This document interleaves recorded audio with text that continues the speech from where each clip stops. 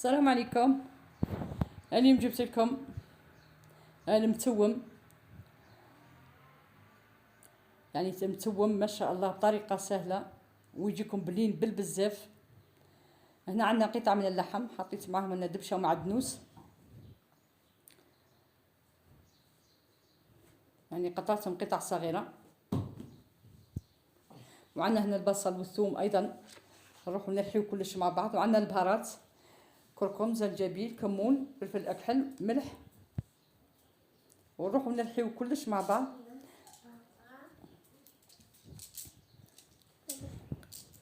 وهنا بعد ما رحينا اللحم تاعنا نروحوا نديروا المرق نتاعنا نتاع التوم. هنا عندنا قطعه من الدجاج، اي قطعه يناسبكم. نزيدوا نحطوا نفس البهارات اللي حطيناهم في اللحم، نحطوهم هنايا في القدر تاعنا ونخليو كلشي يتحمص مع بعض.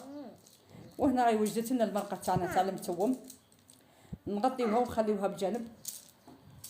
ونروحوا للحم تاعنا اللي كنا رحيناه. شفتوني كيفاش رحيته انا للعلم، يعني رحيته 3 مرات.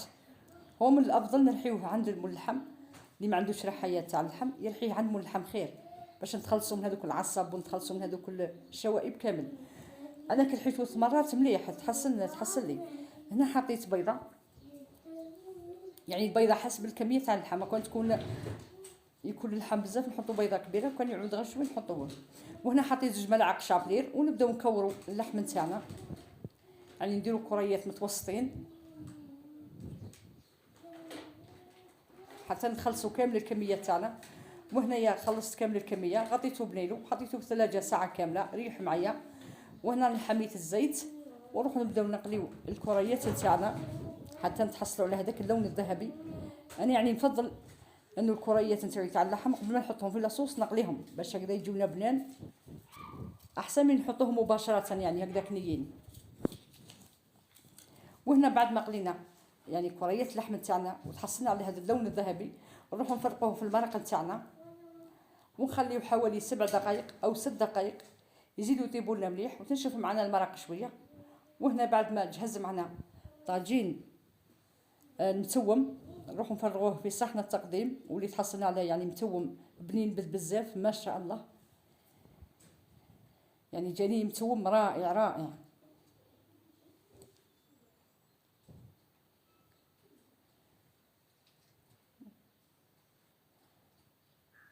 انا هنا نحطوا شويه حميصه على المتوم تاعنا.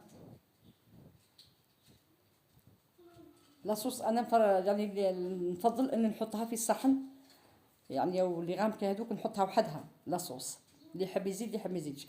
وهاو المتوم تاعنا بعد ما جهزناه وزيناه في صحن التقديم، وجانا متوم تبارك الله ما شاء الله بنين بالبزاف، يعني شكل ومذاق.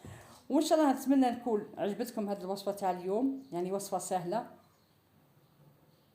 وما تعبش بزاف. ونلتقي في وصفات اخرى، والسلام عليكم وصحة فطوركم.